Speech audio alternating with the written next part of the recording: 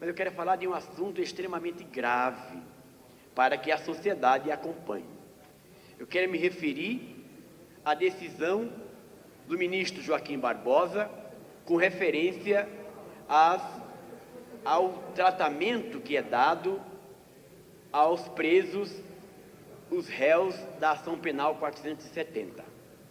A decisão do ministro Barbosa sobre o semiaberto fere direito assegurado a milhares de presos, isto é, a todos os presos, se assim proceder.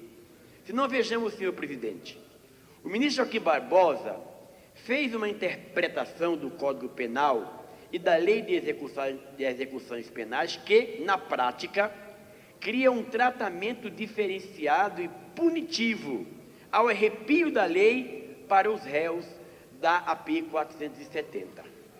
Sua decisão corrobora a conclusão de que também a execução penal, e não apenas as sentenças do julgamento, segue sob signo da execução.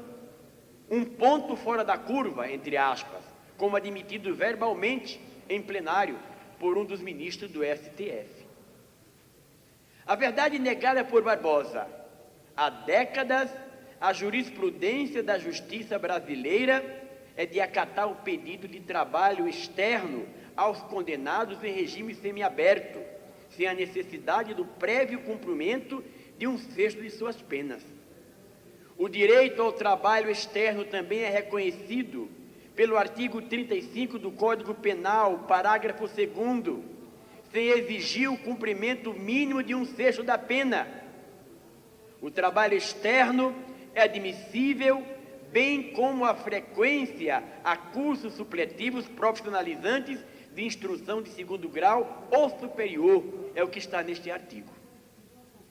O artigo 37 da Lei de Execuções Penais, citado por Barbosa, e sua justificativa para negar o pedido do nosso companheiro José Dirceu, exige, na verdade, o cumprimento de um sexto da pena, apenas para que os presos em regime fechado tenham direito ao trabalho externo, isto é, quando eles passariam a ter o direito de migrar do fechado para o semiaberto.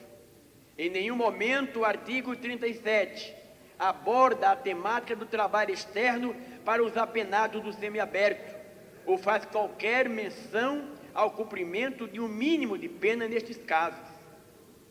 Em resumo, o ministro Joaquim passa a tratar os réus da ação penal 470 como se estivessem presos em regime fechado, o que é uma decisão tomada ao arrepio da lei pelo presidente do Supremo Tribunal Federal. Portanto, a interpretação do ministro Joaquim Barbosa, ao negar o pedido de trabalho externo de José Dirceu e ao revogar a autorização dada a outros réus da ação penal, fere a decisão do próprio Supremo Tribunal Federal, que condenou estes réus ao cumprimento de uma pena em regime semiaberto, com legítimo e reconhecido direito ao trabalho externo, e não ao regime fechado, quando de fato se verifica a necessidade de cumprimento de um sexto da pena. O ministro Joaquim encontrou, de maneira tortuosa e contrariando o entendimento consagrado do Poder Judiciário brasileiro, um caminho para alcançar seu objetivo, que é manter todos os presos em regime semiaberto. Senhor presidente, esses dados inquestionáveis colocados aqui mostram o quanto foi questionável a postura do presidente Joaquim Barbosa. E não sou eu que está falando, um mero bacharel em direito, não. Quem tem falado isso são os juristas brasileiros. Se nós vemos os jornais, ouvimos as rádios, ouvimos opiniões internacionais, há um flagrante aqui que se justifica que o CNJ avalie essa postura, ou que o Conselho, que o colegiado do Supremo Tribunal Federal tome a melhor e mais correta decisão com base na lei, com base na jurisprudência. Não queremos nenhum privilégio para ninguém. Agora, essa decisão foi tomada para os réus da ação penal 640 Então vai valer para todos os brasileiros? É um caminho que não é o mais correto. Eu já disse aqui, decisão, porque o que é que acontece, caros telespectadores? O Supremo Tribunal Federal é a última instância de decisão. Depois deles, só Deus. Olha o tamanho da responsabilidade destes 11 homens e mulheres que cuidam da última recorrida, do último apelo do cidadão brasileiro, que deve ser tratado com firmeza, é verdade, com base na lei, mas ser tratado com a generosidade da própria lei. E um Supremo que existe para defender o cidadão na medida certa, com pesos e contrapesos, como já dizem os intelectuais do direito no nosso país e no planeta, na história do direito internacional. Por isso que a decisão de recorrer a instâncias internacionais, por isso que a reação do povo no Brasil está cada vez mais latente. A pau que nasce torto, morre torto.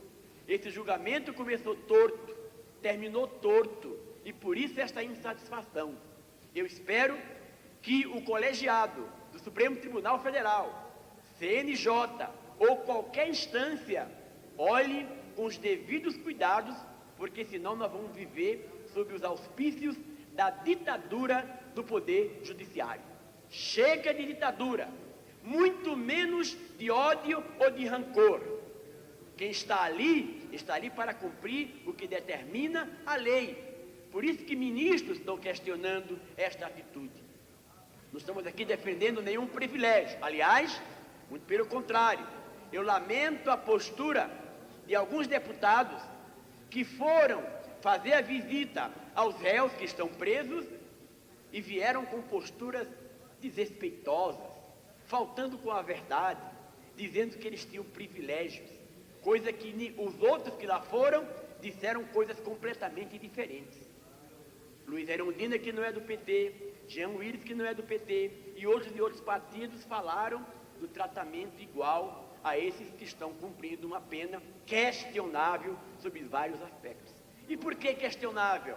Porque teve o condão da política infestada com o apoio da grande mídia, teve a contaminação do ódio ou da vontade de punir, ao invés de buscar prova, punir sem prova.